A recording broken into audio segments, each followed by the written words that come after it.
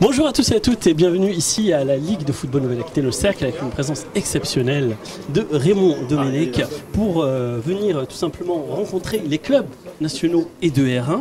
Première question en tant que président de l'UNCATEF, quel est l'objet du débat aujourd'hui? C'était l'idée de... la base, c'est une réglementation qui va être votée à la Fédé et de savoir le positionnement des entraîneurs et du syndicat des entraîneurs sur des réglementations de niveau de compétences exigées et des niveaux contractuels en fonction des catégories R1 surtout. Voilà, pour savoir exactement quelle était notre position. Celle qu'on défend est toujours la même, c'est un entraîneur de qualité fait un club de qualité. Et si on a compris ça, on a tout compris. Après, le contrat, il se justifie dans la mesure pour nous où quelqu'un de compétence mérite aussi un salaire, puisque s'il en fait un métier, même si c'est du temps partiel, c'est ces gens-là, c'est les entraîneurs qui font la vie d'un club. Et c'est grâce à eux que les clubs survivent, vivent et remplissent leur vraie fonction qui est avant tout la formation des jeunes et l'éducation. D'ailleurs, une excellente transition. La formation des éducateurs, quelle est la position de l'UNCATEF pour la formation des éducateurs? Oui, à ce sujet-là. À nous, on est persuadé qu'elle est nécessaire, obligatoire, qu'elle devrait être beaucoup plus aidée. Parce que si on veut structurer des clubs, si on veut que les clubs se portent bien, il faut des gens compétents. Et il n'y a pas de génération spontanée d'entraîneurs. La formation est nécessaire. On est obligé de travailler, on est obligé de passer des diplômes. Et c'est ce qu'on veut, c'est une reconnaissance. Il y a des diplômes différents. Entraîner, faire de la formation de jeunes ou entraîner des pros, c'est pas pareil.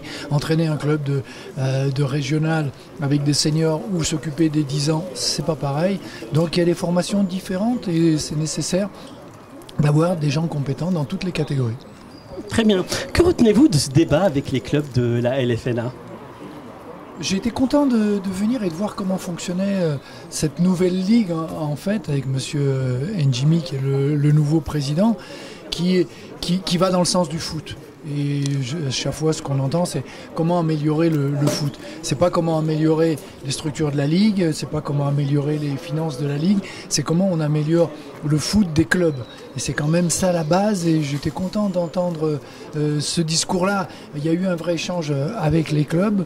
Et c'est des moments intéressants parce que nous, on défend une corporation.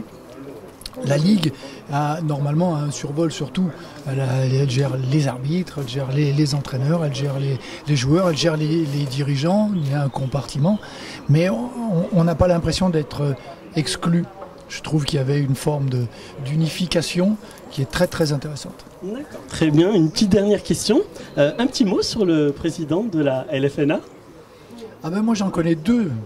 Je connais le président là qui était en costard cravate aujourd'hui et que j'appelle monsieur le président. Et puis il y a Saïd quand on est à l'équipe 21 avec qui on discute de foot, d'arbitrage, où on se chamaille un petit peu sur tout.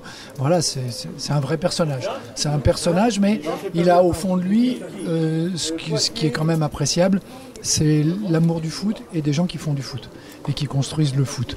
Et ça, c'est un point très positif. Très bien, en tout cas on vous remercie infiniment de votre présence ici, merci infiniment. Merci.